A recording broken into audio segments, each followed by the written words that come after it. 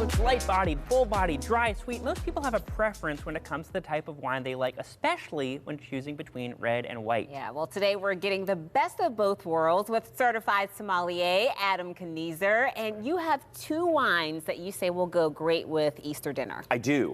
And variety is often the name of the game because especially when you're having an occasion, one thing and one size often does not fit all. And you're probably having a wide variety of things. So I brought a white today and a red, but we're going to South America for both. Oh my gosh, we're taking a trip? I could use a vacation. Yeah. That sounds That's great. right. That's right. We are taking a culinary trip. I don't even have my real idea yet, but we'll pretend. That's all right. That's all right. Our passports are in our hearts. Yes, right they now. are. There you go. And so we're going to start actually in Argentina with this white wine with a grape called Torrontés. Torrontés. It really just rolls off the tongue. So Torrontés is grown almost exclusively in Argentina. And when you smell this, you notice that there is a very peachy kind of aroma. You get Immediately. peach. It's almost like those gummy peach rings without the sweetness. Oh, yeah. My favorite. See? That's why. Yeah, and there's like a lemoniness to this as well. And so you'll see it's really bright, it's really light and crisp when we give it a sip. Oh It's my got goodness. that kind of peachy It like flavor to bursts it. in your mouth. Yeah, This and is it's very wild. floral, it's very Yeah. expressive. And this is a great example of the grape from Argentina. It grows really well in these high elevation vineyards in the foothills of the Andes, between 3,000 and 5,000 feet in elevation Let's generally. go there. We should. Let's Yeah. go there. We're Let's there make right this wine. now. Let's drink it. Boaz, there's a statement in the world of wine. Wine does not grow in ugly places. And that, I believe, is universally true. I love that. It's delicious. It's It perfect really for is. ham. It's perfect for your frittata. Any of the little nibbles that you have, this is a great thing, or just by itself.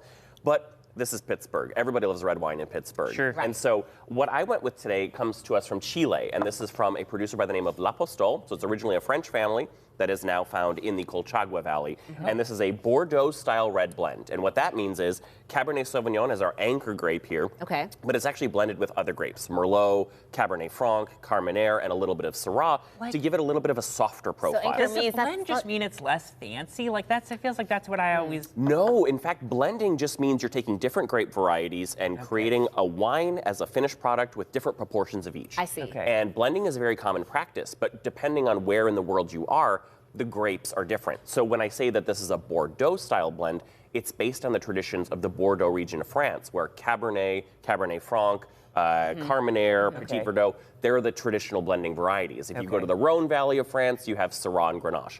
But this, as you can smell, blackberry, plum, a little bit of cocoa, a little bit of toastiness to it. And when you taste it,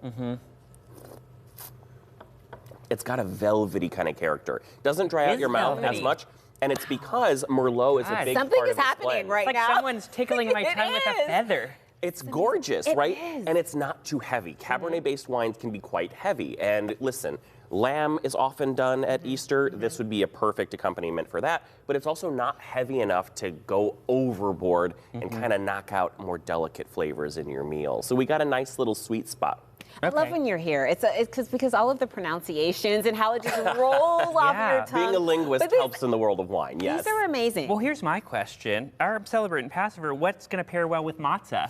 So matzah is actually pretty good with this, and I personally find myself in a situation where I enjoy a matzah brittle if I've ever been gifted one of those. Yeah. These won't handle it quite as well. They're a little bit dry, but that Gewürztraminer that I did last month when I was here would be fantastic with it. But matzah in and of itself is pretty neutral, so actually champagne would be a really great Champagne, oh, that's I a good love one. that acid and the bubbles, it kind of helps keep it light, and like I know it can feel a little bit gluey in the mouth after a certain I don't amount of mind it, a little bit and of that glue. helps kind of give it a little bit of lift. Yes. Okay. Well, thank you for I this have another educational question. Can experience. I, Go ahead. I Go just have ahead, one more Boaz. question. That's why I'm here. Here's what I wonder. Like, when you're invited to dinner, Adam. Yes. And do you call before and be like, what are you making? Because you want to bring Almost something to always. here as Yes, well. I always want to know what people are having, what they're ordering, what they're making, and that way I can shop accordingly. But more often than not, what happens is somebody will just send me a picture of a wine rack at the store and say, help.